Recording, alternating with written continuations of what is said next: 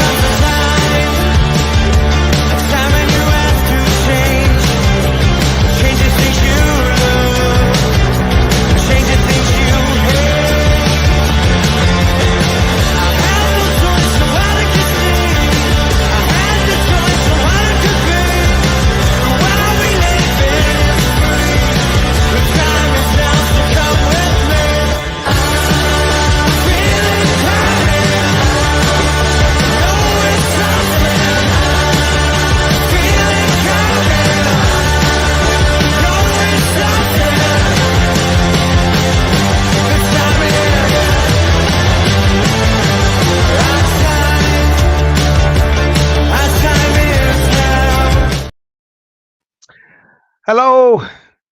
Good evening. How are y'all? How are you, Chris? I'm all right, mate. How are you? Not too bad. Not too bad. Good. Yeah, all right now after yesterday's showpiece.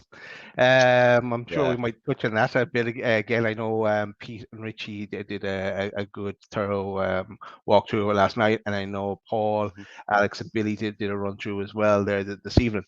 But yeah, apart from that, you looking forward to what lies ahead this week? Yeah, absolutely. I'm going into it quite positive. You know what? I didn't obviously I've not been on the show since the game yesterday, and for me, that's like, I mean, I was watching it with my red mate in the pub, so it was quite painful to watch. Hi, Pete. You all right, mate? Hey, Pete. Yeah, it was quite painful to watch last night, but on the plus side, I was really encouraged and really really pleased with how we performed with 10 men. And how we didn't score is just beyond me. The chances that we had. So despite, some people may be feeling a bit down and whatnot, I feel quite encouraged. And I think, obviously having Bruno back at the weekend is going to be a big lift, not just to the fans, but also to, everyone else in the team. So yeah, I'm feeling positive, mate. Feeling positive. Good way to be. Yeah. It's very easy to go the other way as well. Pete, how are you feeling? I know you gave us a good run through last night. Sorry I didn't get to join you, but how are you today? Yeah, fine. I'll move on from games very quickly, so I don't really kind of stew with anything.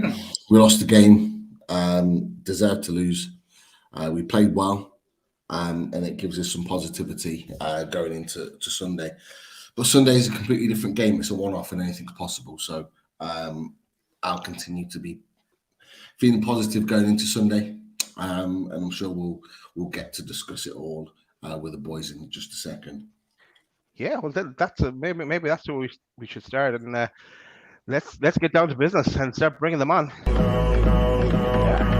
Here's Billy. Here's Alex. Let's get down to business. On the beat. Let's get down to business. We ever heard that before? Nice. All right, glad. It's good to see. Good to see. Right, we might as well get this the first part out of the way. Pete and Richie covered it last night for us. You just after covering it, but the Liverpool game, you heard from Pete and Chris. They're feeling positive going into the weekend. How about you guys?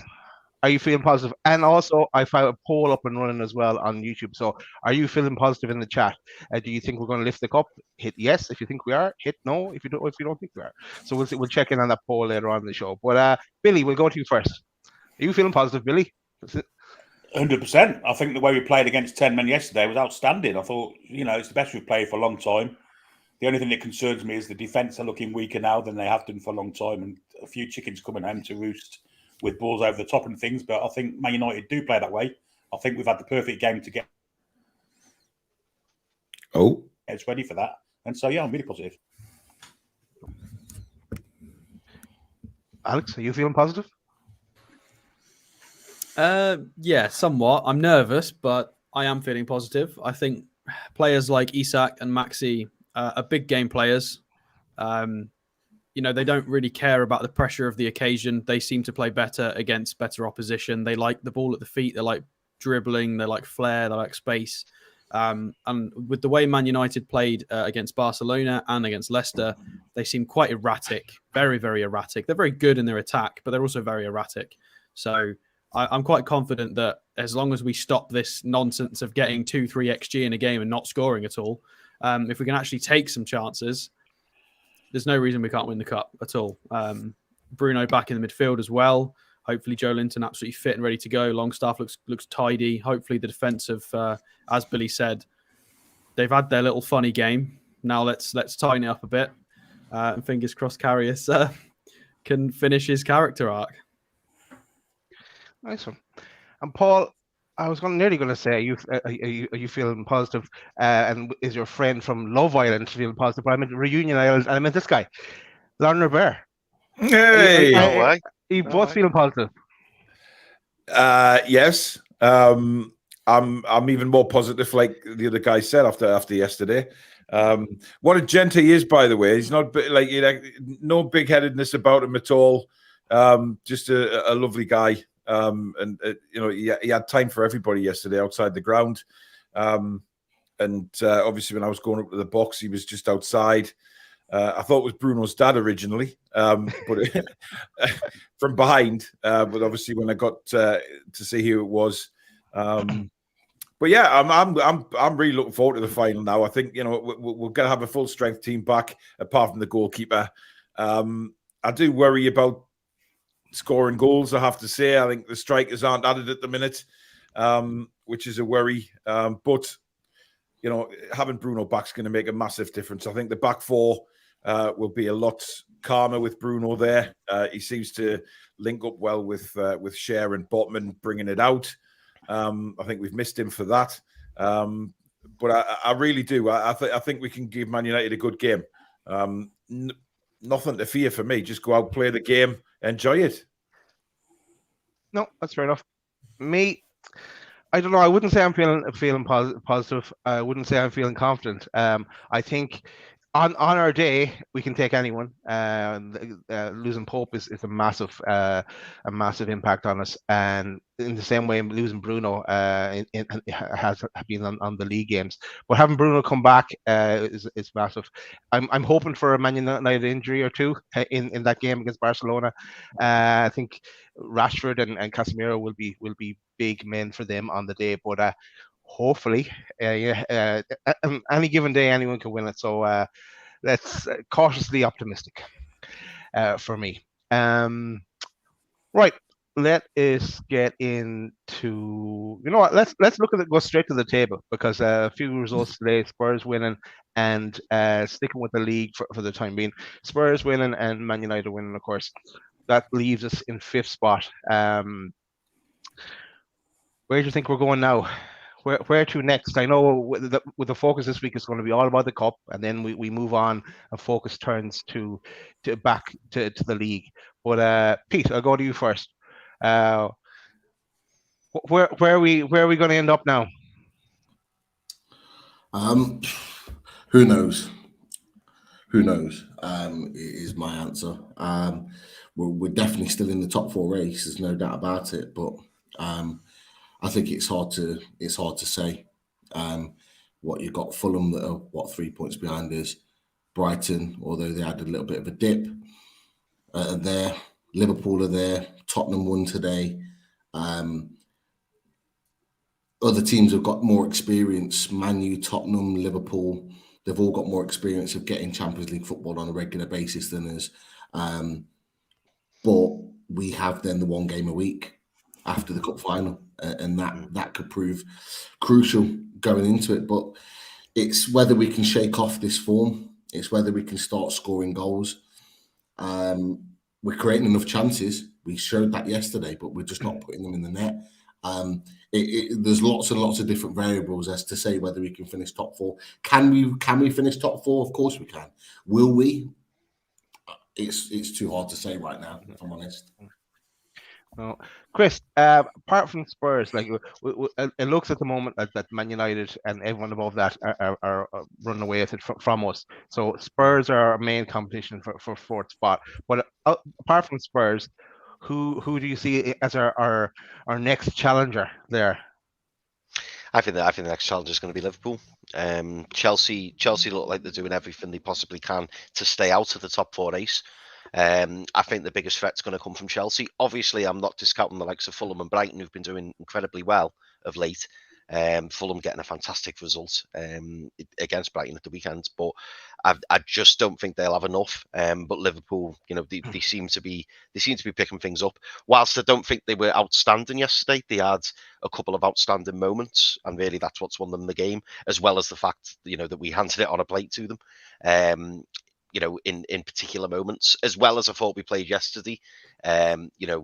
There were disappointing moments during the game, which obviously in the end cost us. But yeah, for me, I think the biggest challenge, I'd actually go as far as to say, I think Liverpool are going to be more of a challenge for top 4 than Tottenham, because Tottenham are so, inconsistent. That's my issue with them. And yes, they've got great players, but there's something not right at Tottenham at the moment. I can't put my finger on it, but they're 7 points ahead and they won today, to be fair. Yeah, no, don't get me wrong. Like, I know they won today, but they could go and play Brentford at home next week and lose or something. They're just Liverpool like that, lost 3-0 to Wolverhampton last week. Yeah. I don't know, Alex. I get your point, but I feel like you can say exactly the same about Liverpool at the moment. Oh God, no. Yeah, no, I see what you mean, but I just feel like with Liverpool, it looks. We've seen 2 games on the bounce now. It looks like it's starting to click. Whilst I appreciate that, they weren't great against Everton and won. They weren't great against us and won.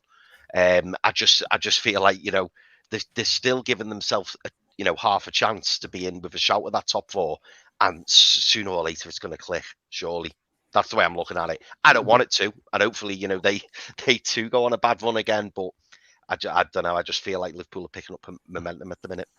The one thing I'll add to that is that Liverpool have been in this situation before, maybe not this bad, but when Leicester were odds-on favourites to get that top 4 a few years ago, they were running away with it. And all of a sudden, Liverpool come back and pick them last minute. And it goes back to both of the points with regards to Liverpool and Tottenham. And I mentioned it a minute ago. They both have experience of getting top 4. They know what it takes to get there. It doesn't matter how many points they're behind. We know that Liverpool, albeit have had a dreadful season, but we know they can put a run together of 5, 6, 7, even 8 games of winning consistently. Tottenham have proved it last season. They looked dead and buried this time last year. Antonio Conte put a run together that ended up beating Arsenal, and Arsenal looked like a dead cert for top 4 through large parts of the season. They've just got the experience. If you're asking me, can we get or finish higher than Fulham and Brighton? 100%. 100%, and I fully expect us to do so, whatever position in the league that is. But I just worry about those teams that have got that experience, the know-how, they've got the players that have been there and done it. And that's my only worry, is that I feel that we haven't got those players. We've got players that haven't experienced that yet.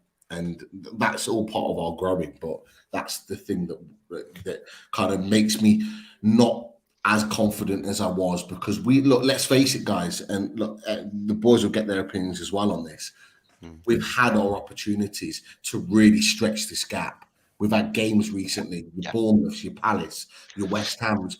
We could have been 6, 8 points further ahead than where we are right now. We could have been sitting on, a point behind Man United potentially today. Do you not think there's another opportunity for us this season to go on another run, though? 4, 5 wins on the trot. I do, and I expect us to do that at some point. But my issue is this time is that you're not likely to get Liverpool losing 3-0 to Wolves or getting spanked 3-0 at Brighton. You're going to probably get Liverpool this time putting just as good a run together than what we are right now. And the same with Tottenham, although Tottenham probably a little bit less, because you're right, they have got the ability to have absolute stinkers of games, probably more often than Liverpool. We do have to play Man United and Tottenham again. Sort of March, April time. There's a bunch of winnable fixtures with both Man United and Spurs wedged in there. So an important 2 months really. Guys, you're talking about Liverpool, right? I don't think they're that good. I think they are terrible defensively, and I think that's going to be their downfall this season. I mean, they just looked all over the place yesterday, and even with 11 men onto 10, they looked all over the place. Up front, brilliant. Some of the one-touch passing and movement was absolutely fantastic. It was a pleasure to watch, to be honest, at some stages of that game. But defensively, I think is going to be their downfall. Alisson is there. He's a world-class goalkeeper, and there's no doubt in my eyes that he will save Liverpool a lot of points. However, I just think that is going to be their downfall this season. When they come up against teams who go at them, like Brighton did, like Wolves did, they are going to struggle because they have Alisson as the backstop, but that back four is all over the place. And I think that will be their biggest downfall this season. And if you look, what I think people forget is you look at our goal difference there as well, guys. We've got a hell of a goal difference. So if we can get a few results back together, once we get the cup final out the way, and then we go 100% back onto the Premier League, we've got our better players back. And yes, fatigue might come into it, but we can't predict the future. But I think get the cup out the way, concentrate back on the Premier League, and I think we put another run together. And I genuinely think we challenge for the top four. Yeah, the XG suggests that as well. I mean, we just did that on our show that we are 5 goals from 12 XG in this since Boxing Day. So we're 7 goals short of where we should be statistically. So we're running very cold at the moment. We have to start scoring. That's a fact. We need our strikers to start hitting the back of the net and other players to chip in as well, because we're not getting enough goals from the chances we create, and that's causing us major problems, I think. But overcome that, which I'm sure we will. I'm sure Wilson will get back to form. I'm sure Isak will start hitting the net, and everybody else joining in, because I think if we get a few goals, that is going to install a lot of motivation and confidence back in the lads, and to go again for the second part of the season. No, that's fair enough. And yeah, we kind of do need to, after the cup final, we need to come out of the traps and start putting a few points on the boards now, and not just ones. We need threes from a few, just to get us back in a bit of momentum going. Billy, anyone else apart from Spurs or Liverpool that you're worried about overtaking us? Not really. I don't think Fulham will have the legs over the season. Brighton, they're a good side, but they're again inexperienced. Liverpool need to get Salah's goals back. I think that's the difference where they should be, or where they usually are, not where they should be, where they usually are, where they are now. They lack legs in midfield. Konate coming back for them at some stage will be a massive plus for them, because I think him and Van Dijk strengthens that defence. But until he comes back, I think they're going to concede lots of goals. So, I think they've got Manchester United soon. Will they beat Manchester United at Anfield? Who knows? It's a big game for both sides. I still see us finishing top 4, but we've got to start putting the ball in the net, and our defence has got to tighten up without any shadow of a doubt, because the past 3 or 4 weeks, it's looked a bit sloppy, either from set pieces or simple balls over the top, really. Not being able to maintain a solid line for an offside decision, for instance, happened yesterday. And set pieces the previous 2 games. So there's a lot of things to work on, but I still think we can finish top 4 without a shadow of a doubt. Cool. Is everyone happy to move on from the Liverpool game and the Premier League, and just for the rest of the show? I do have a funny point that if Liverpool play like they did against us, Real Madrid are going to absolutely slap them sideways, and it's going to be hilarious, because the amount of opportunities they gave us, we out XG'd Liverpool in that game. So if they do that against Real Madrid, they're going to get punished, and it's going to be really funny. So they need to step up, because they're representing us at the end of the day in Europe. I always generally like the English teams to do better in European competitions, because it's, but if they play like that, they're going to get ripped apart, because I really don't care. Not to sound harsh, but I couldn't give a shit about Liverpool in Europe. No. I only care about us playing. It has a knock-on effect in us if they're playing more, and it get injuries, they have more fixtures, so it is somewhat relevant.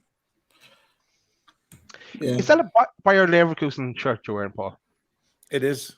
Oh, yeah. Right. But move on. Right. I was going nowhere with that. Just wanted to know. I was waiting for the Diaby link then. That's what you're going to mention. Diaby's on the back. Yeah. Right, let's move on. Let's talk about the cup final, and let's go to the. Maybe we talk about the lineup. And okay, obviously we'll have no Pope now after that game that we're not going to speak about again yesterday. But who are you having in goal? There's a little picture up from Sky. These are two options.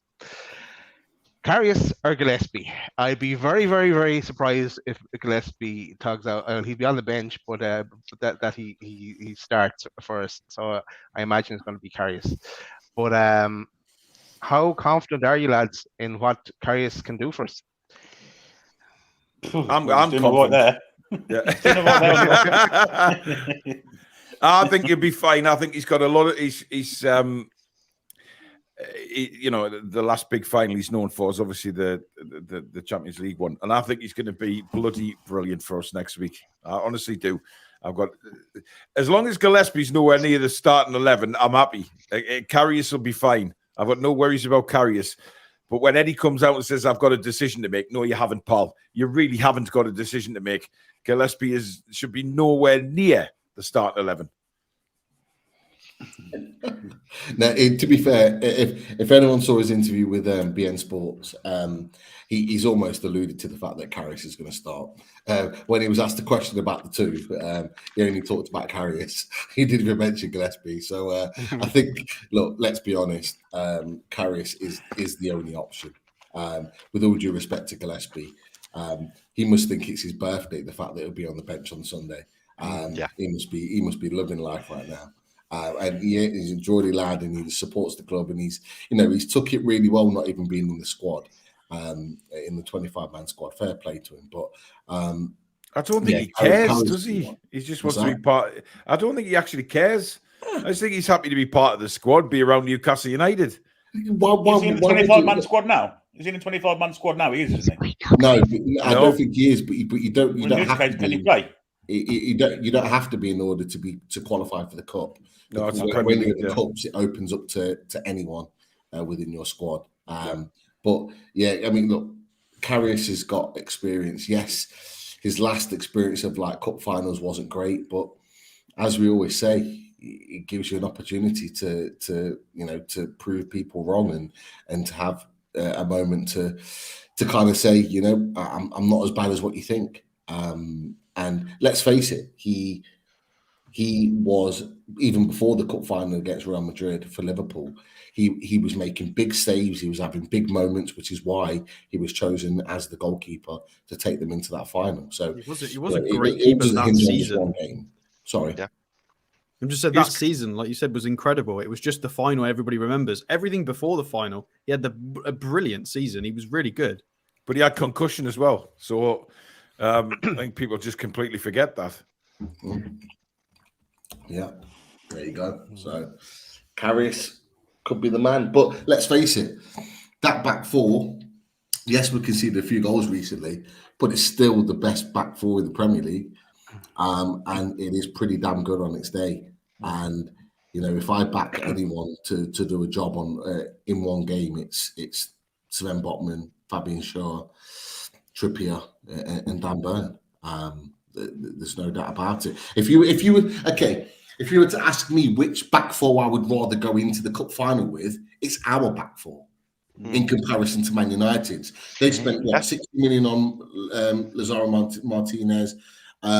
They've got Varane, who was a top quality defender. He's not that now, in my opinion. He's really dropped off.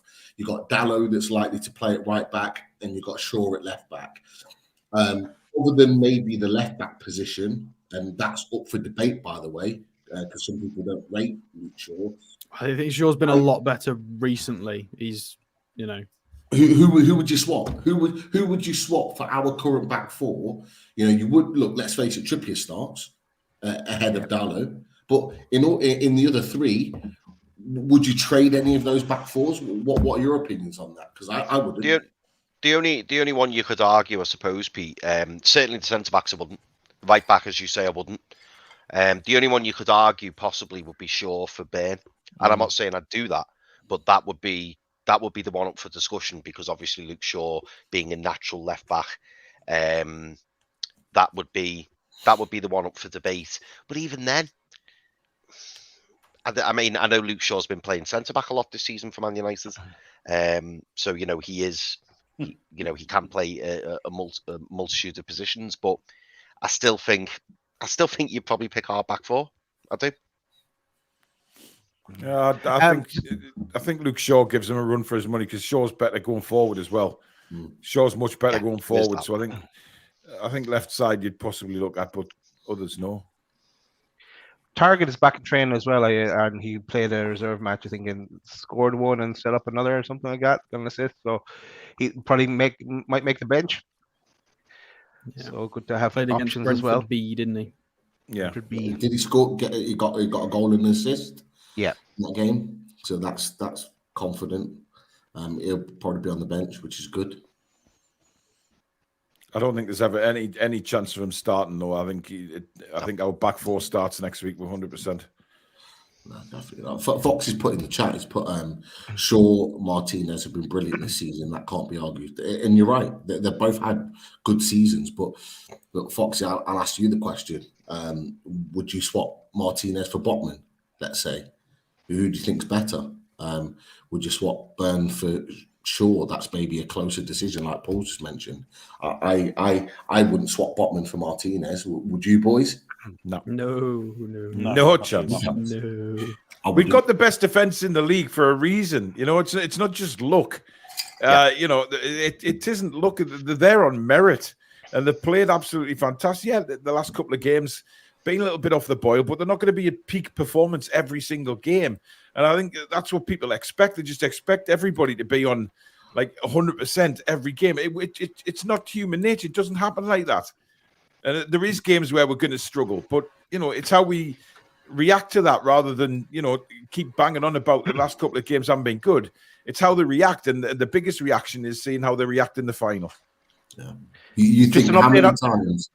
Go on, sorry. Sorry, Pete. And I was just going to say an update on the poll. There's 182 votes, 80% yes. We will lift the cup, 20% no.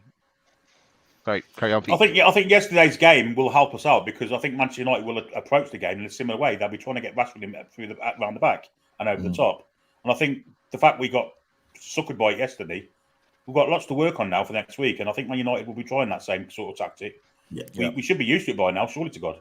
Well, Rashford scored his second goal today against Leicester, doing what Nunes did for the whole of the first half. It's just running off that left, off their left, our right, just running in off that side and you know, just trying to break the lines. Now, Trippier got caught out a number of times. Trippier and Shaw, should I add? It wasn't all Trippier's fault, far from it. Positionally wise, they weren't in sync at all, and that was the big reason why we conceded those two goals. And a little bit of a lack of want to get back and try and recover the ball. But you know, we've got to be better. We've got to be better there, because Rashford is like he can damage teams at the moment. He is the most confident player in the Premier League. So it may well be that early on in the game we have to sacrifice Trippier being the guy that bombs forward and continually attacking, and actually sit in a formation and hold the line and just see how the game plays out. You don't really want to be like kind of bowing to other teams, but in Rashford's case, he is their main threat. If we stop him playing, I think someone put it in one of the first comments in the chat. If we stop Rashford playing, we have a chance, and that is absolutely right. You stop Rashford playing. Rashford bagged 2 goals today and basically ended the game as a contest. If you stop him playing and stop him scoring and frustrate him, and we're the biggest shithouses in the Premier League, so we can frustrate players. Throw him off his game, do whatever you need to do. We have a chance. There is no doubt about it. But I was just going to make the point about the goalkeepers, because how many games this season have we come out of a game when we've won or drew or whatever and said, Pope didn't even have a save to make? Exactly. We need that again Sunday. We need that again. It's like we've been struggling to like doing player ratings. You know, first half of the season, you come to Nick Pope and you think, well, He didn't have a save to make, but he's got a clean sheet. I mean, he's had nothing to do. So you can't score him very high, and it's like, well, that's not fair. You know what I mean? So crazy. Yeah. Right. So we've done the keeper and we've done the back four. Midfield, I imagine you can disagree here. Joelinton, Longstaff, and Bruno, with Willock on the bench as an impact. I don't think Willock's going to be fit, mate. I don't think we'll see Willock. I think it'd be. I just think if that injury to Willock, I mean, strapped up really heavily at Bournemouth, couldn't continue, couldn't really walk well on it. I don't think he'd be there. But I definitely think the three that you mentioned there for starters is definitely our midfield next week. 100%. Has to be. Who were the three? Joelinton, Longstaff, and Bruno. No, yeah. It's got to be. Yeah. Who else is there? Well, exactly. There's no one else. I mean, Richie did come on in midfield for a part of the game, but hopefully he's as much as I love him, I don't want him on the Wembley pitch. Sorry, Richie, mate, but no. I think with all due respect, he'd probably agree. He'd probably say, I'd love to see Richie come on for the last 10 minutes in a cameo when we're 4-0 up. For the last 10 seconds, maybe, not 10 minutes. Just imagine if we scored our winner. Just imagine the corner flags that would be snapped in off if he bagged the winner for us on Sunday. That would be a real. What a way to send off. I'd want him to just cancel his contract at that point. You can't possibly play him again if you to do that. Just give him the freedom of the city. Just give him a coaching contract, whatever you want. Just end his Newcastle career there. Chris, a question for you: is Bruno getting back into the squad? Into the team. I knew you were going to ask me that question. Well, as Pete said, he's got it, wasn't he? Because there's no one else. So yeah, no, he's got to come back in. And to be honest, we've noticed, haven't we, Daz, over the last 3 games, how crucial Bruno's been to our midfield. The fact that he's not been in it. So it's a welcome return. And as I said at the start of the show, I think Bruno coming back not only will lift the fans, but I think it just lifts everyone in the team as well. And I think we see, our back four being far better protected against Man United with Bruno in that holding position. I think Bruno is going to have a massive game on Sunday. So yeah, I can't wait for him to come back, Daz, and looking forward to watching him play. Okay. Cool. Billy, who are you having in attack? So, well, without any sort of a doubt, after yesterday's performance, Maxi has to play. There's no way on God's earth you can take him out the side. Mig on the right, and Isak up front. I'm afraid that's the first choice front three at the minute. Wilson looks a shadow of his former self. Miggy's had a fantastic season, and you could never take him out the side, and there's no one to replace him anyway. And Maxi yesterday was just sensational. So if anyone has got high in confidence, it's Maxi all of a sudden, and I think he'll tear them to bits on Sunday. I really do. Diego Dalla, he may even play Wan-Bissaka to try and cancel him out, which is kind of which is good news for us because I think Dallo's a much better player than Wan-Bissaka. This question coming actually from Michael Pomar, maybe we can put it to the lads, see what they think. If Willock's fit, does he start ahead of ASM in the final? I'm assuming by that Michael Pomar means possibly Joe going to the left wing, and then you've got Joe Willock in the middle. Anyone see that happen? Not for me after yesterday. No. Not for me after yesterday. I mean, it's a feature he used against Arsenal to try and use them as a double up to kind of nullify Saka, which worked. So if Willock does, for whatever reason, become miraculously really sort of fit on sort of Tuesday, Wednesday, trains well, you never know. But I think it's 90% nailed on. It's got to be Maxi, isn't it? I just think we need to go more attacking moving forward. Personally, I think they've served a purpose through parts of the season and done a really good job, Joelinton and Willock, in that interchange. But going forward, that cannot be the model. It cannot be the model. We need attacking wingers that are going to go at players and cause problems the other end. Yeah, Maxi should be, by all rights, sitting here today on 2 assists at least. It should be.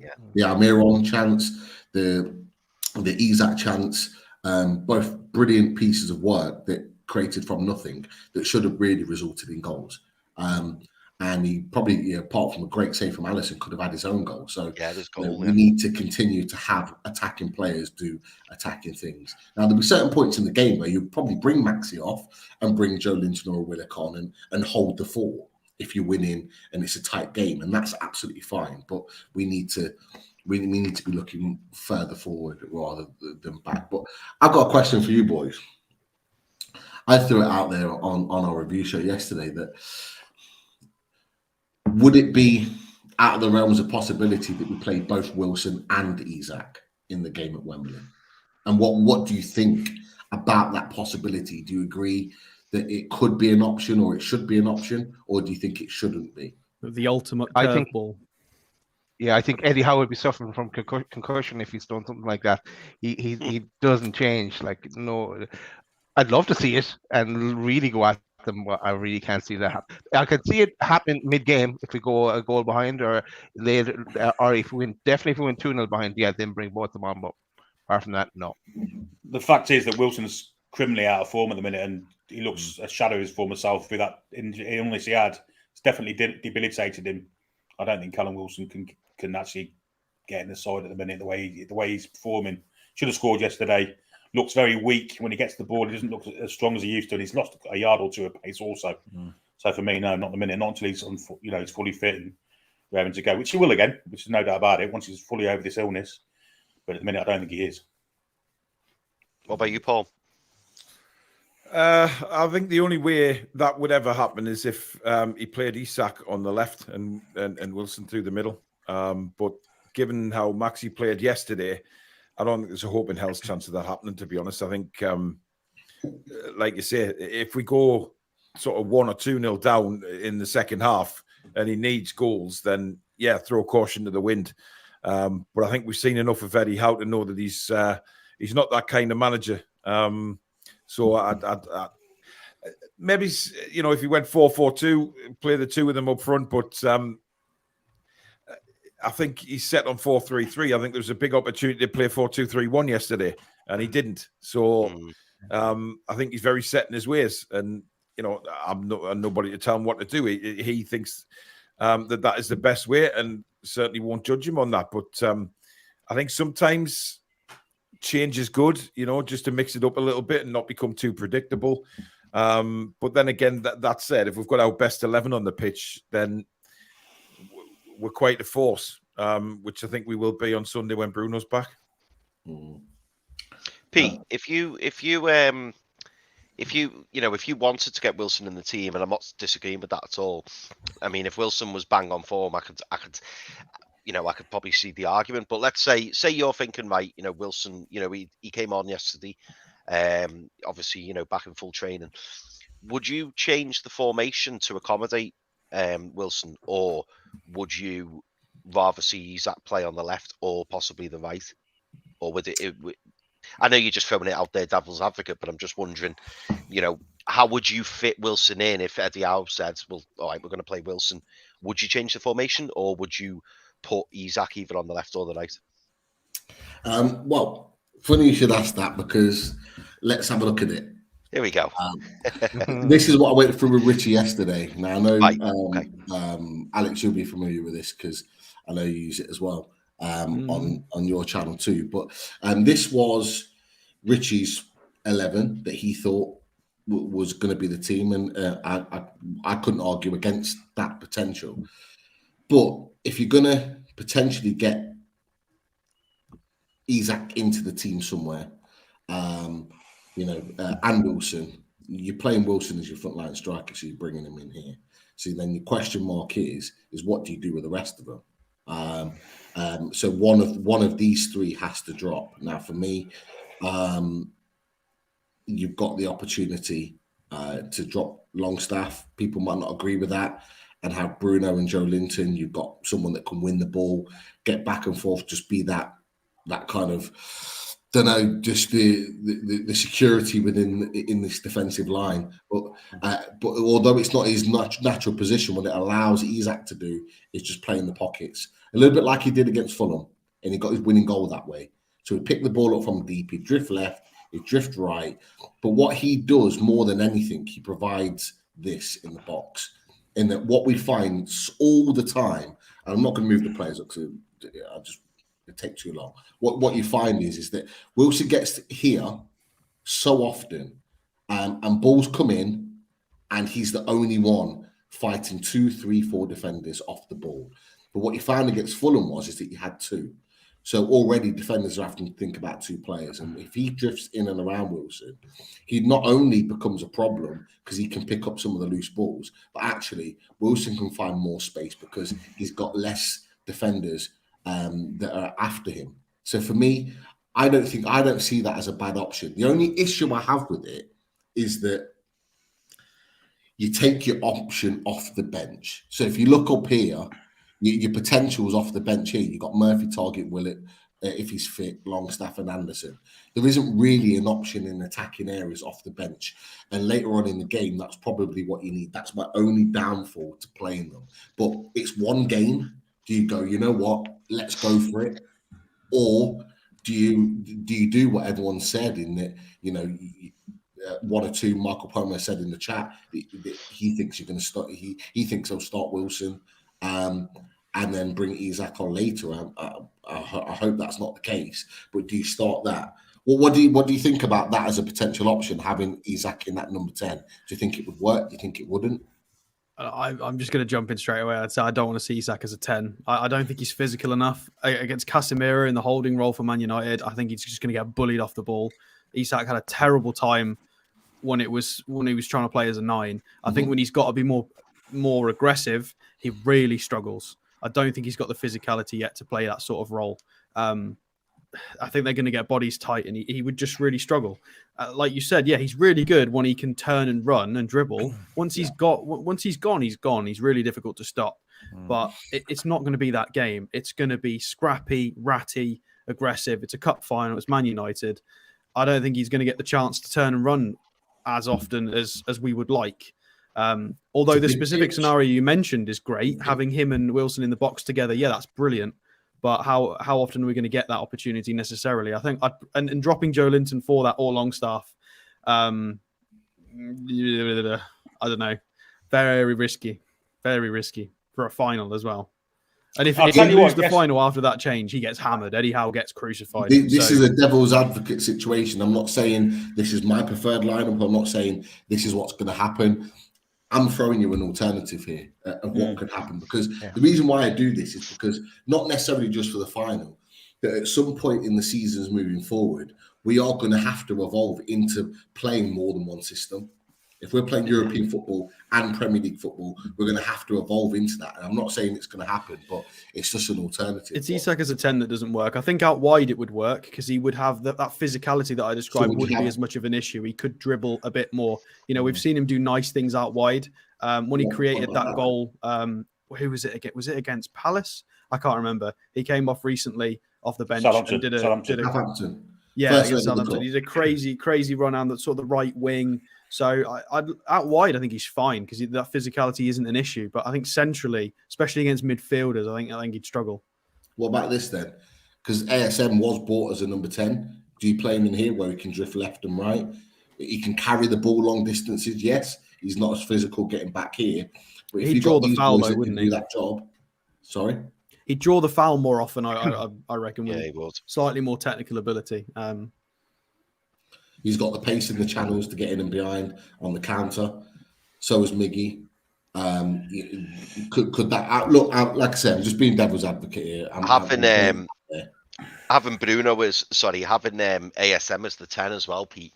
Bruno's going to constantly keep threading that ball through to ASM in that number 10, and as that says, you're going to be drawing the fouls. ASM's going to be jinking one way, the other. And we all know how dangerous Kevin Trippier is from set pieces. If we can get set pieces 20, 25 yards out, we have got big lads in the box for when the crosses come in. Guys, I thought Dan Burn had scored, with that header. And obviously he smashed against the crossbar, but sooner or later we've got to start using our height to our advantage. But no, I We've been think saying that for far too long now, though, haven't we? I mean, we have. we've Yeah. been saying that for months, and it just doesn't seem to. I mean, Fabian Schär had a, you look at yesterday in the second half, he had a header, he was unmarked, and he heads it way wide of the goal instead of, and then complains to the teammates saying, "Why didn't anyone get in the end?" Why is he not putting that on target? From that range, just Second put week it in in the a back row of the as well. net. Yeah, It's the same thing last week. yeah.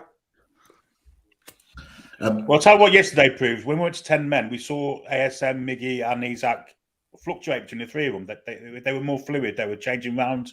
Sometimes you see Isaac on the left, sometimes you see Miggy on the left, ASM on the right. We've been calling for that all season against low block teams. Yeah.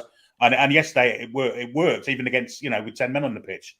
I think we might see that more with 11 men on the pitch next week because it's clearly working from an attacking point of view. The only thing is we're not putting the ball in the back of the net. But I think with ASM, Miggy, and Isaac, it could work. That's a really good point, actually, Billy. Yeah, because you're right. Because when we went down to 10, we reverted to a 4-3-2, didn't we? And having the two up top, it did cause Liverpool quite a lot of problems. Yeah. I wonder whether that has given Eddie Howe food for thought. I mean, we know what happened last time. We had a man sent off, and he decided to put Joe Linton in the centre of the park, and then the rest was history.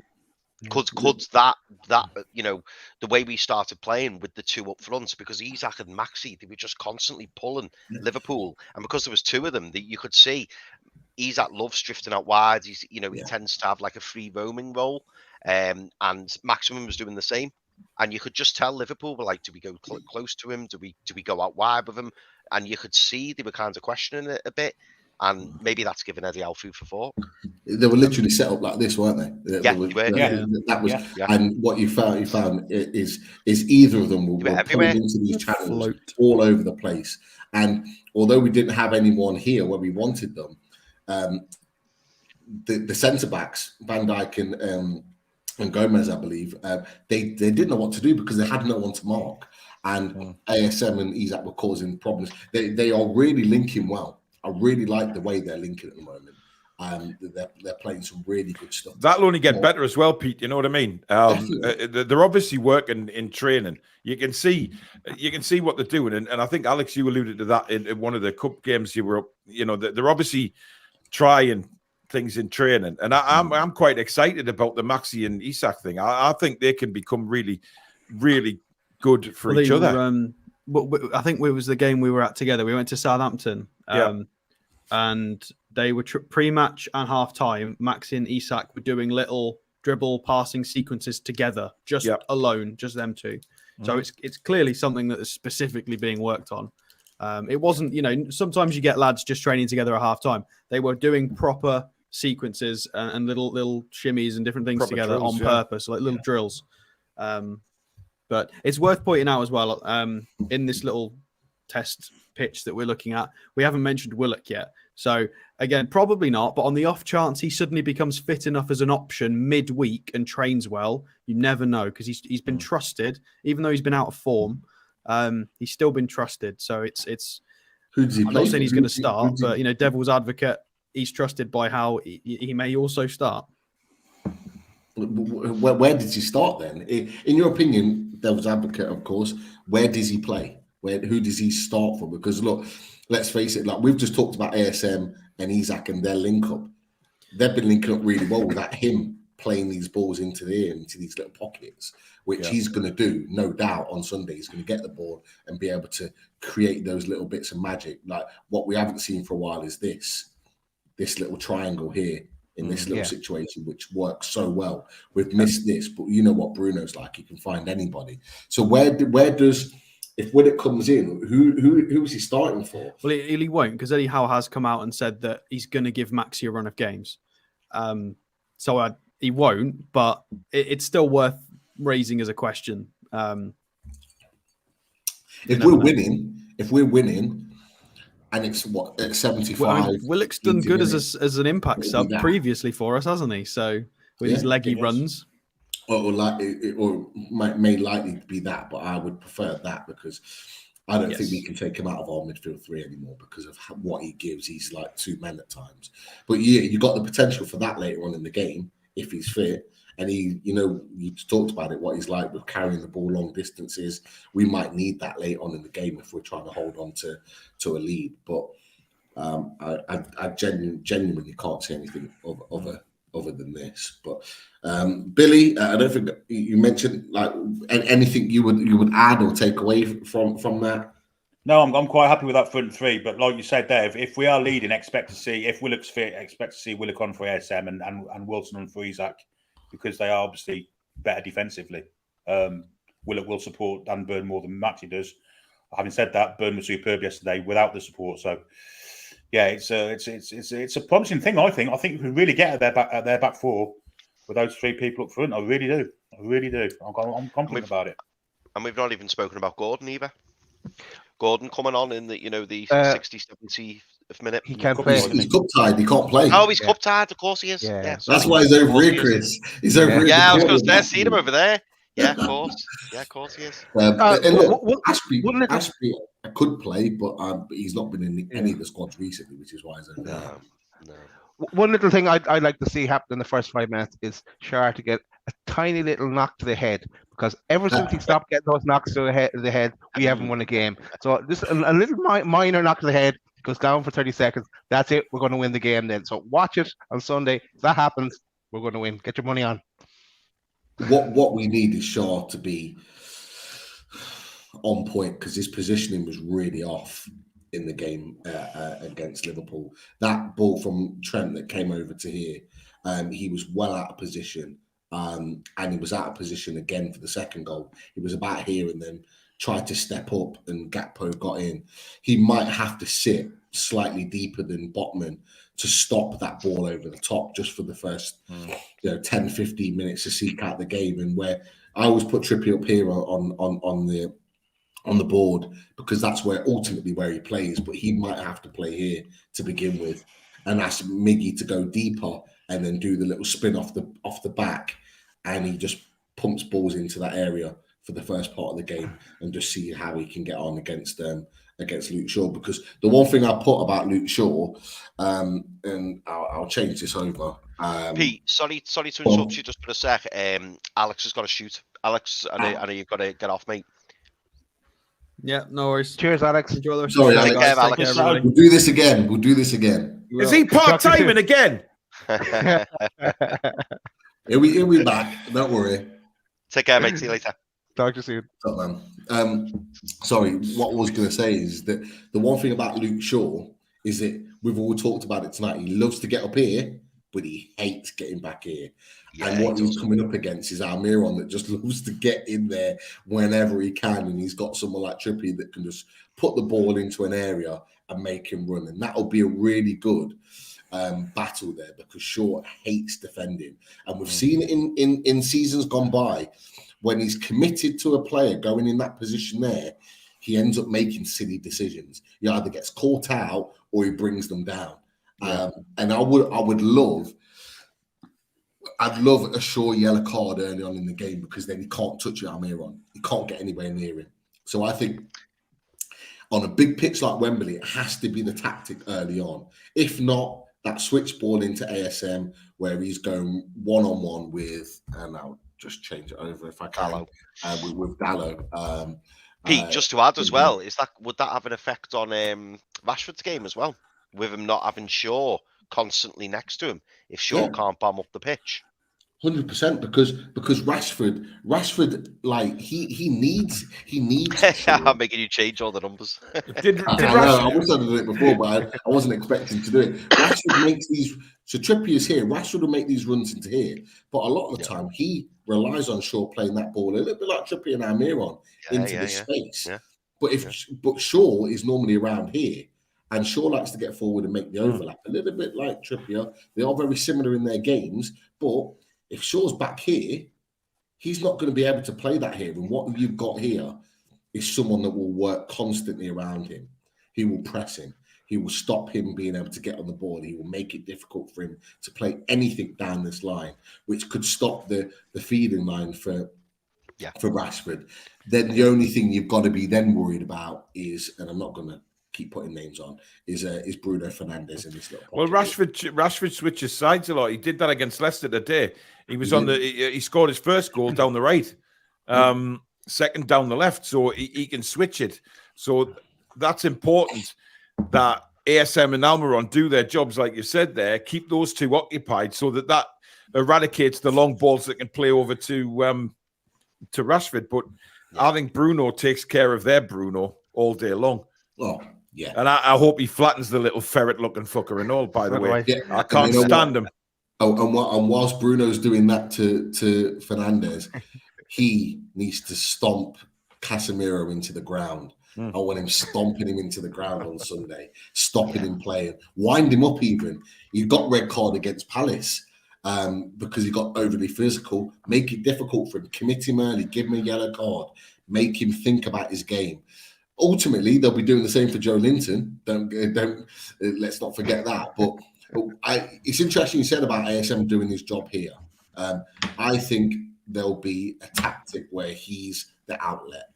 And what you'll find is what you find in a lot of games that ASM plays is that what we do, we have this. So Joe Linton will come and support Burn.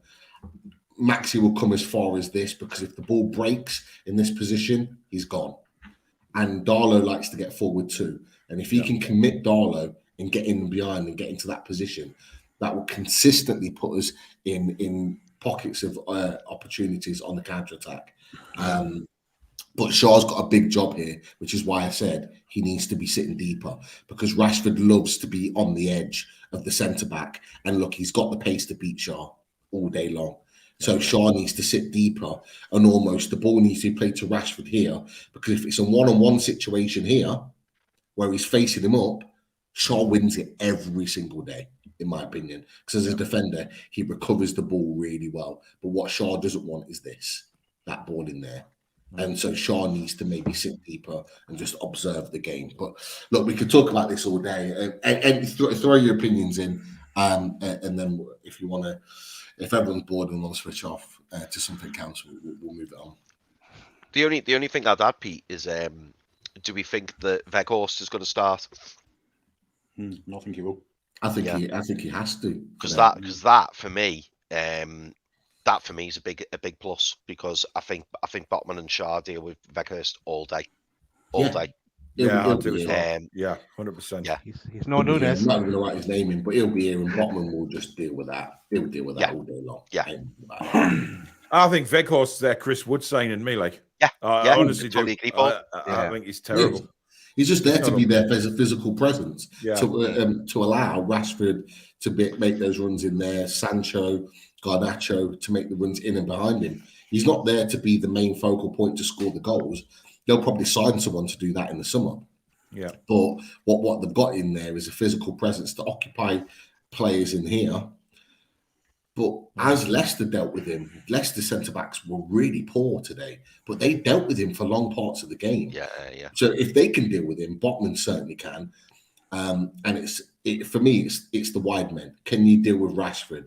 Is Sancho going to play up here? If it's Garnacho, can we deal with that? Like, can we deal with those wide men? If we can deal with those wide men and deal with balls in the box, I think we'll be fine. I think you'll find it'll be like this for long parts of the game.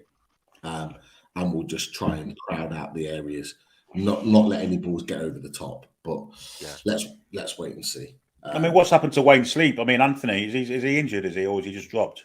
I think he's injured, but let's face it, he's not had a great season, even when he has played. Botman and Burn dealt with him really well at Old Trafford earlier on this season. He played and he had a couple of moments where he got the better of Burn, but Burn recovered and dealt with him really well. But other than that, he didn't really do anything. And it was probably after that game that his form dipped because at that point he was actually playing and scoring some decent goals. So I'm not worried about Anthony, even if he does play. No, definitely not. Not for me.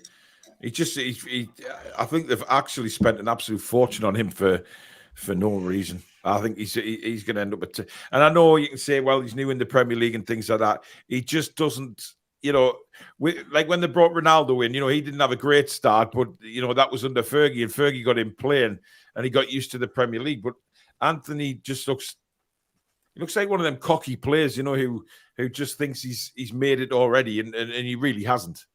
Yeah. If you think, Paul, they've spent what 160 million on Yeah, Sancho yeah. and Anthony. Mhm. It's a lot of money. I mean, Sancho's a good player. I think he will get better and better and better. But Anthony, I just don't think is gonna. Nah, I think Eric Ten Hag has already realised that he's probably not suited to the Premier League game, and that's why I think he's drifted off. But Sancho was always going to come good. He just needed time. I think Ten Hag will get the best out of him. Sancho's a quality player, not as fast as I thought he was. He showed real good pace in Germany, but he's not shown that pace in the Premier League as yet. But technically, he's superb. And I've just seen Yano's comment saying, I should place the ball near ASM because that's where it's going to be for most of the game. And just like the Liverpool game, I think you're probably right. He'll get the ball and he'll try and cut inside and make things happen down here. He'll commit Darlow there. And I do think he's going to be a huge outlet to what we do going forward. And hopefully we can take the chances that he hopefully creates. But yeah, I'll end that. Guys, What? Dickie Davies is dead. Oh, the commentator. Dickie about Davies 90, 92, something like that. from World of Sport. Oh my God. Pepe Le Pew. Wow. Yeah. Oh, that's sad. Wow. It is sad, yeah. 95, Billy was. Was he? Yeah. When is that just been announced now? Yeah, last hour. Because World of Sport went against Grandstand, didn't it? Back in the day. And all the old ladies used to watch the wrestling after half-time scores, didn't they? Hey. Absolutely. Evil Knievel.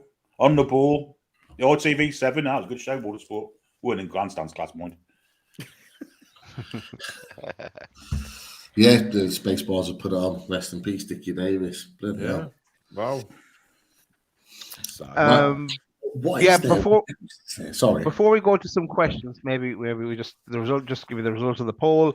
75% think yes, we will lift the cup this day next week.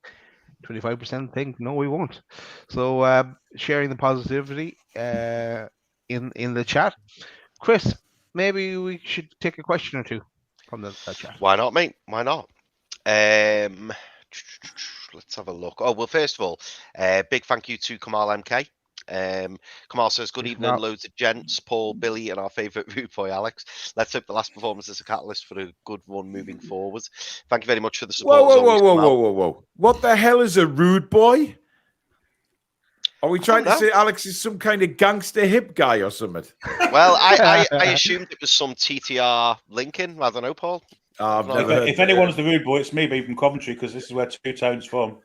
Yeah, and the absolute shocking stuff that comes out of your mouth on a live show as well. Yeah, that's why you're the rude boy. This is true. Yeah. Wow. Jordy Toon for Life says, Daz, Wood scored yesterday, just saying. Delighted for him. And what an amazing tapping it was. Will he score again for them? I know. I'm just delighted we got rid of him. The sale as the 3 games, the loan period is done, and they've handed over the money. We can get on with that. Keep it for the summer. Absolutely, mate. Absolutely. Vonald Wood says, apparently Forest bought the loan for 19 million for Chris. Yeah, so it was a 15 million obligation, which triggered after 3 games, I believe, and he paid a 4 million loan fee, didn't he? So yeah, it is 19 million, isn't it? Yeah, that's utter madness. It's crazy. Utter madness. Listen, I don't care because it's not in Forest, but that is, I mean, it was madness. We paid 25 in the first place, but to get 19 back on his record for us is incredible. Yeah. Paul, 90, that utter madness that I'm here for every day. Oh, absolutely. More of the same. I mean, how let's be honest. Did we ever think we'd only make a loss of £6 million on Chris Wood? Yeah, it's amazing. Just think of it this way. Think of it this way. In 12 months, Chris Wood's gone for transfers for £44 million. Yeah. And look, Michael Palmer just put, Pete, did you know Wood was on 100k a week? Well, if he was on 100k a week, it's been reported that actually they're paying him £40,000 more at Forest than what he was on at Newcastle. So if he was on 100k, he's on 140. If he was on less, he's making £40,000 more a week at Forest than what he is and what he was at Newcastle. And John Joe Shelby is also on more money as well, isn't he? He was on 80 with us. He's on 100 grand a week at Forest. They're paying him 100 grand a week for his contract. That's naughty shit. That like 200k a week for Jesse Lingard. Good lord. Let's make the link, guys. Let's make the link. Let them stay up. You know, we've got Richie available. We've got Murphy available. We've got Darlow available. Darlow can go back to his old club. Lascelles can go back to his old club. Why not? Why not build a partnership with them, an affiliation? Why not? If they're going to pay the big money, let's benefit from it. 20 million for Dummit. That'd help. Yeah, there we go. On a free as well. Yeah. Sign Dummit up for another a year contract, sent to Forest the next day for 20 million. Let's be honest, he's worth every penny. It's like a cheating football manager, this. It feels like it. It feels like they're literally playing football manager. It's crazy. Crazy. So it's essentially it cost us 6 million to stay up and basically send Burnley down, which us bankers was effectively did. Madness. Wow. Daniel Bounce, thank you very much for your donation, mate. Great show, lads. Maxi and Bruno will be fired up for the final. It's a massive game. Big Joe on the left to help Maxi and BDB. Yeah, agree, Daniel. Completely agree, mate. Shambok Balls asks, and Pete, I don't know if you spoke about this last night with Richie. Do you think they will appeal the red card so Pope can play? They can, but I don't think they will. No. Look, Dad, you got the picture. You got the picture. Yeah. Do you see people drawing the box outside the extra box? I saw that. But it's about the picture. I mean, look, you look at that. He's literally holding the ball. He's attempting to cradle the ball. You cannot appeal somebody that's cradling the ball. He's clearly got intent to stop the ball. I don't get Eddie Howe saying it was a harsh one. I think you know what? It's like he says it's harsh because he thought it could have been a yellow because the ball was going away from goal. But I think I said this on that earlier on though, Pete. When was it's not the rules. When a goalkeeper handles a ball outside the box, it is very rarely anything but a red. It is a red. And you see it all the time. And that's the thing. Like he says it's harsh because he's going away from goal or the rest of it. But equally, and you're absolutely right, Paul, it is the rules. It is a red card all the time. Equally to that, and the picture's there, Salah's got an empty net. Longstaff's not. I asked the question last night: is Longstaff getting back? He ain't getting back. There is no way. Salah's rolling that into the net for 3-0. So he hasn't got a leg to stand on. We won't appeal it, although we could. But the problem is if we appeal it and it gets rejected, it adds a bigger game. So then Pope misses the Man City game. Yeah. So, you got to kind of weigh it up. Do you really want to put us through that where we could potentially lose them for 2 games for an appeal that's not likely to be accepted? Yeah. I saw I forget the wording of it, but I saw a Liverpool account earlier on Twitter. It was quite funny actually, because Eddie Howe said, I think he said in his press conference something like technically it was handball. Like the Liverpool account just lost its shit. They were like, "What does he mean technically handball?" And like there was a picture, like that picture of Nick Pope like cuddling the ball. But I think, like Pete said, he's just trying to protect him, really, isn't he? Because goalkeeper's instinct when the ball's near them, I'm sure, is to just grab it, and then obviously he does that, and then he tries to like move his hands away from it like he hasn't touched it, and then he just completely wipes Kieran Trippier out as well. Just decides to boot Kieran Trippier.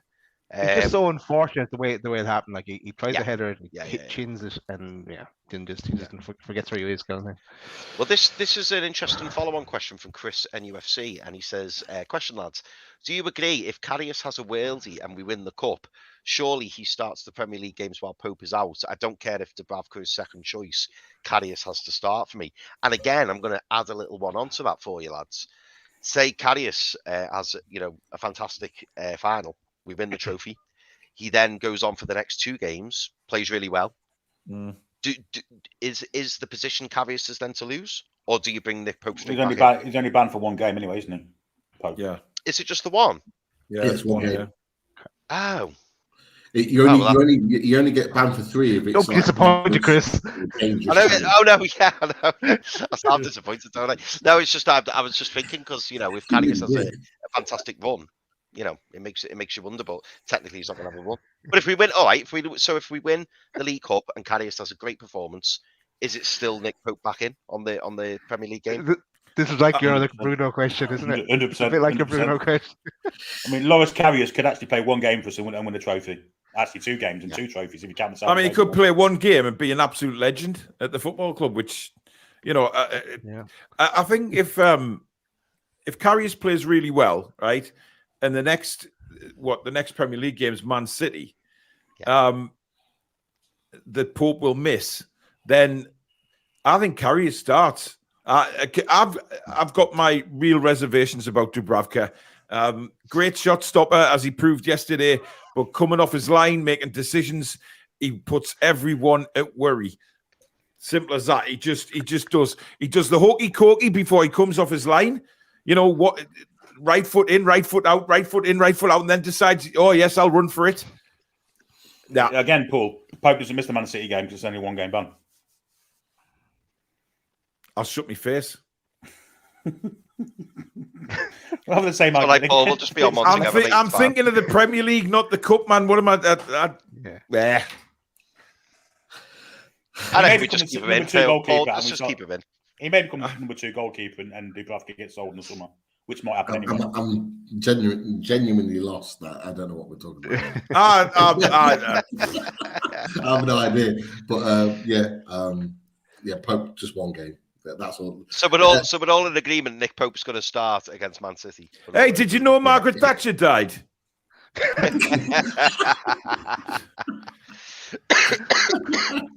Who? Oh. She I screwed heard more Mike Ashley miners than left Jimmy as well. Savile. She did. Oh, Billy! Oh my god. Oh. That's what they call me. And there it turns.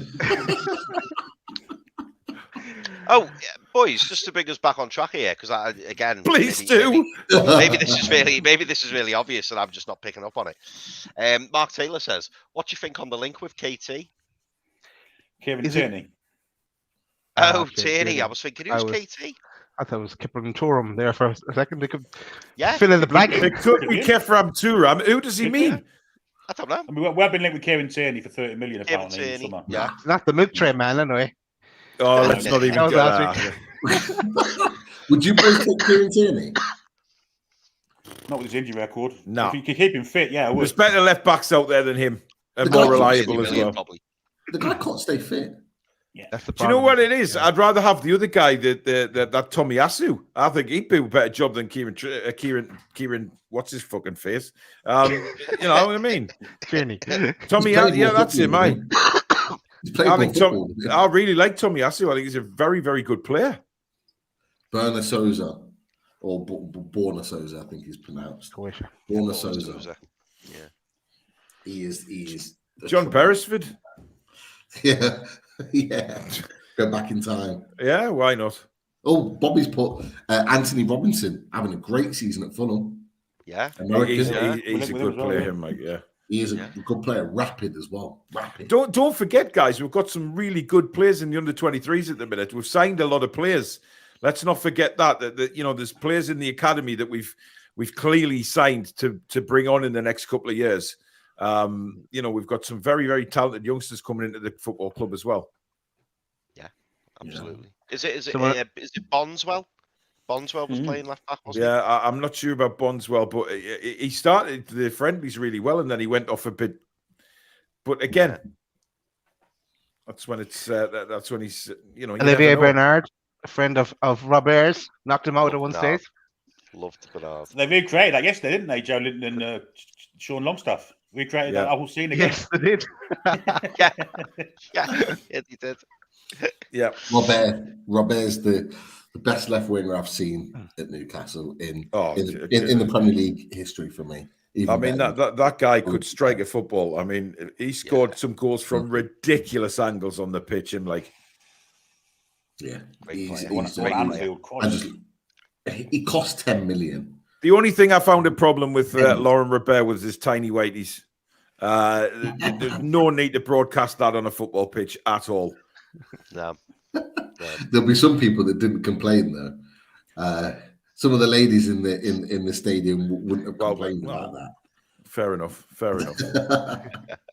Yeah, Bobby, Robert over Ginola all day long. Yeah. All day long. It's a good question. Hey, listen. I think Ginola created more, but I think Robert obviously scored more. So I wouldn't mind having. I think Ginola could go on the right. Me, just put Ginola right, Robert left. Whoa. I'd never forget Robert. It was an FA Cup game. Yeah, the free kick from like 35 yards out. Like, how can anyone score a goal like that? Like, it was just I mean, we ended up losing the game, but I think we went 1-0 up with that. It was just a rocket. And then I was at the game where against Tottenham at St James, where he scored those two worldies. One was a volley in the first half at the Leazes, and then the other one from like 35 yards, just nonchalantly just picks the ball up, takes a touch, and just rockets it from. He was almost in the left back position when he hit that. He was almost in the sort of obviously. He was near the touchline. He cut in and hit that ball. I mean, the ferocity he got behind his strike was just unbelievable. Oh. But that one that dropped out the air was just sensational. That unbelievable. What a striker of a football he was. It was. Super player. And you know what? If it wasn't for Graham Souness, he probably would have stayed another year or two longer. No, he would have. Without a doubt. He literally, just like Kenny Dalglish, Souness came in and just dismantled a team that was consistently challenging at the top end of the table. And Laurent Robert still had so much more to give. Yeah. He was such a talented player. Loved him. Absolutely loved him. Absolutely. Michael Pomar asks, if we win next week, what will you do to celebrate? Any naked runs or arses in Fenwick's window? Anyone got any plans? Alex is going blonde. He said that if we win the cup, he's going blonde. Didn't he? Yeah, he did say that. Yeah. I've been known to sort of say that I show my ass, but that's not happening because I don't want my channel taken off the air. Some people are quite for some reason. There's a lot of my subscribers unhappy that they didn't see my bare ass, which it worries me slightly. It was never going to happen. But Alex going blonde is definitely happening. Just imagine you dedicated the show just that you could do like a short, Paul, just of you getting your ass out. Do you think everyone would be made up with that, or no? I will not subject anybody other than Susan to that. I was going to say, are you sure the subscribers that are wanting to see that is not Susan? Well, unless she's got thousands of different characters, then maybe it is. I don't know. But I don't think, if Alex is going blonde on our channel, then I don't think me and Billy need to do anything, quite honestly, because that would be a laugh of its own. I'm dreading the hangover on a Monday morning already, I've got to say. I look forward to the show poster. Show poster should be very interesting. I'm dreading the hangover because I'm going to get drunk as a lord that Sunday night. And then Monday I'll go out again. But I've got the day off, so I'll probably go out again. It would need celebrating if we win. It would be, absolutely. Definitely. And Michael Pomar says, have you been saving a special bottle for the win, Pete? I think you have, haven't you, Pete? Yeah, I've got a bottle of Hennessy waiting for me, but I'm trying to get, and I find it difficult to get hold of. There's a new brandy, Ciroc, which is traditionally a vodka. Ciroc have come out, P. Diddy, the rap artist, has brought out a Ciroc brandy version that's meant to be outstanding. And I'm trying to get hold of one and I can't get it.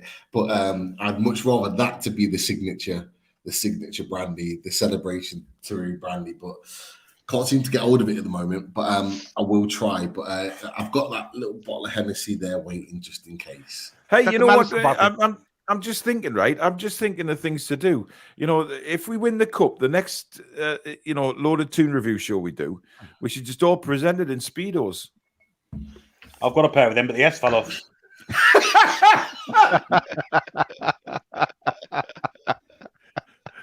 Oh, God. I've just seen a comment. I've just seen a comment from Shamrock Ball saying, "Paul, you've got enough arses on the channel with the trolls."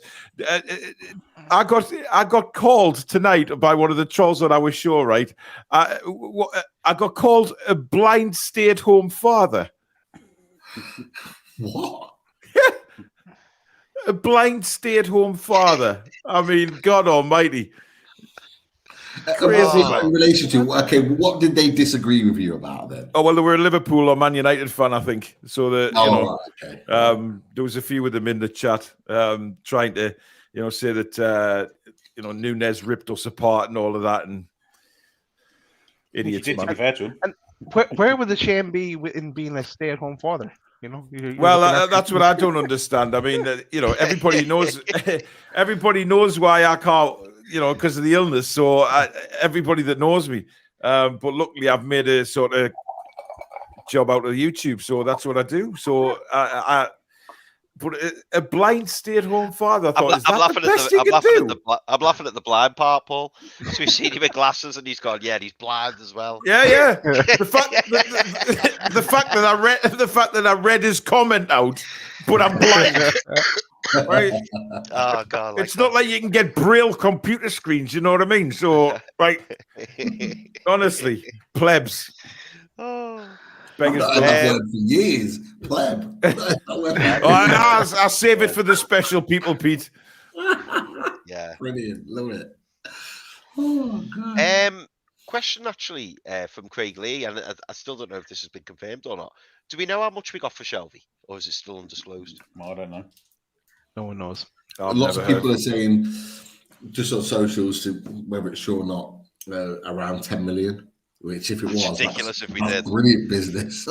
But and it's Forest, so would you be surprised if it was 10 million? Yeah, but if somebody turned around to you earlier in the season, right, and said in the January window, we are going to get, nearly £30 million for Wood and Shelby, you'll have laughed in my face if I'd said that. Yeah, unbelievable, mental, really is.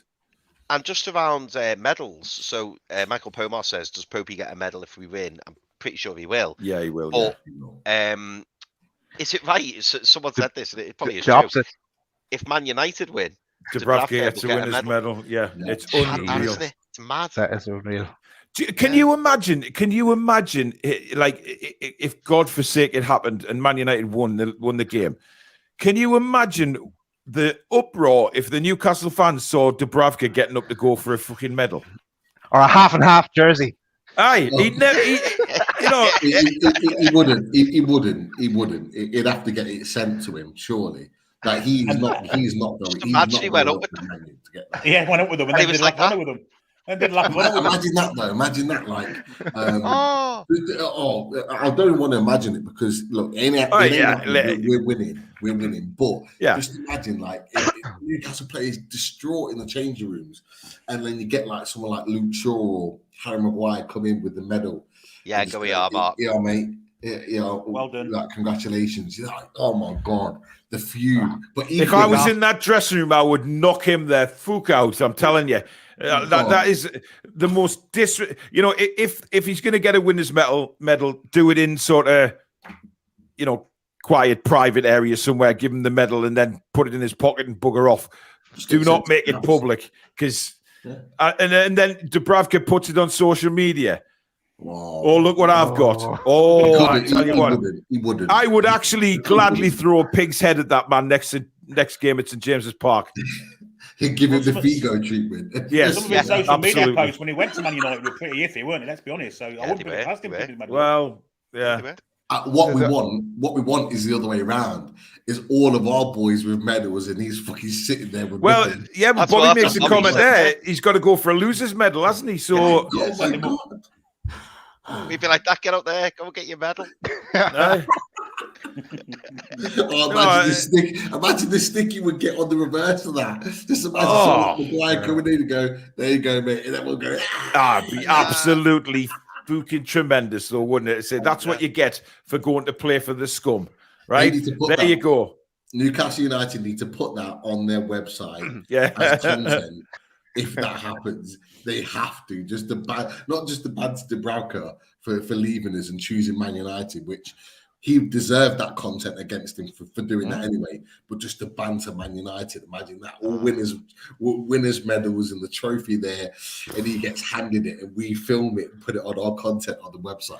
Do you know, that's all I want. That's all I dream about, is coming out of Wembley Stadium with us winning and seeing them Manc fans come out of there just hanging their heads. I just want it to happen so bad, man. Honestly, like, to see them bunch of numpties come out of there with their heads down, crying into the spilt milk. Honestly, that would be. I would love it.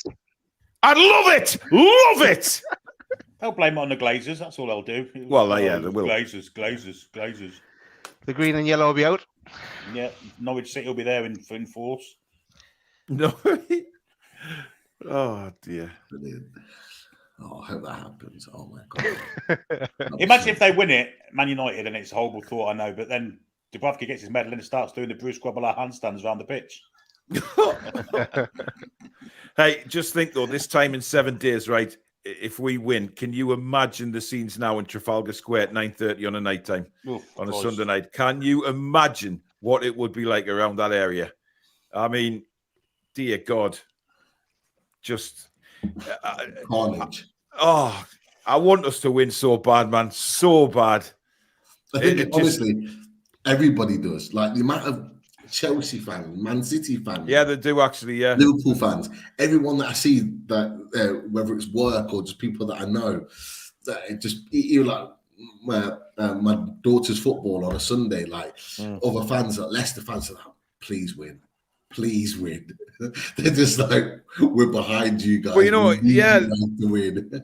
People were mentioning on our show earlier on, you know, the build up on like Sky and that is just going to be all Manchester United. It's going to be all about the work of Ten Hag and what he's done to turn the team around. How Rashford is suddenly the greatest striker in Europe all of a sudden. And honestly, I'm glad I'll not be there to witness that, because it will just do my absolute sweet. Honestly, I'm just so glad I'll not have to sit and watch that crap. Like, I feel for anybody that has to, because it's just a Man United loving. It's already started, to be fair. Yeah. No, so it's all it's going to go on all week, isn't it? Yeah, definitely, without a doubt. I tell you what, it's only going to get worse as well, because you know, people were talking Man United up. We were getting frustrated, weren't we? That people were talking Man United up as being in the title challenge and not us. Oh. And now, when you look at the league table, Man United aren't far off top, are they? So that's going to be on people's minds as well. They're going to be talking about that. Was it? Yeah, 5 points. Yeah. I just hate them. I hate them. So do I. Hate them. Hate them as well. I think we may have one in the chat, by the way. What? A Man United fan. What? Yeah, he's in there. He's in there. Where? Man United. I support Man United. Me, like, I love them. They're my local team and all that. Carry on. I love going to watch Man United v Arsenal. It's a local derby, you know. Well, it is. It's a home game for Man United, isn't it? Because most of the fans live around 10 miles of the vicinity of Wembley. So, because when we were going for the train down, I said, "Oh, we'll try and like book one from like maybe Leeds," and people were saying, "Oh no, the Man United fans will be getting on near there." And I said, "No, Man United fans will be in London already, because that's where they fucking live." So, oh man, honestly, I don't know. Any other questions, Chris? I think that's it, mate. I think that's it. Cool. We'll probably start wrapping up. So for the night, lads, unless anyone wants to bring up, what's coming up on the Toon review this week? all sorts. We've got Greg Tomlinson coming on tomorrow night from the Trust, and he's going to explain about the tickets and stuff, which is interesting, and other things as well. And then open it up to the chat just to if they've got any questions for him. And then various shows through the week, just building up to the cup final. Really, that's all we're doing. And then Billy's doing his little FA Cup kind of show on Sunday. So I'm going to try and join him live from Wembley Way next Sunday. And I've got to be in the ground between 3 and 3:30 or something like that. Are you going in the box park, Paul? The where? The box park. Which is it's next to the ground, so it's like it's a big area for the fans who've got tickets to go in. But because I found that really bizarre. I think they've got a big screen, and like it's all right. Well, I mean, I'm traveling down with Phoebe, my daughter, on the Saturday. We're traveling down to near where Alex lives. Stopping in the Premier Inn overnight, and then going into London with Alex on the Sunday. Because his sister lives in Islington, so she's getting him a parking permit, hopefully. So just park there, and then you can get a tube there straight to Wembley. So if we get there early enough, get some lunch or something, and then just have a bit of time there. So probably, yeah.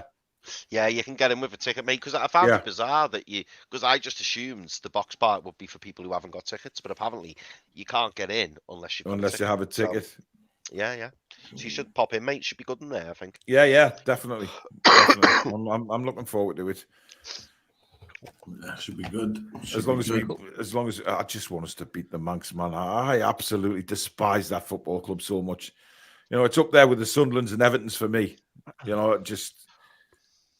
I hate them. I want to win so badly, man.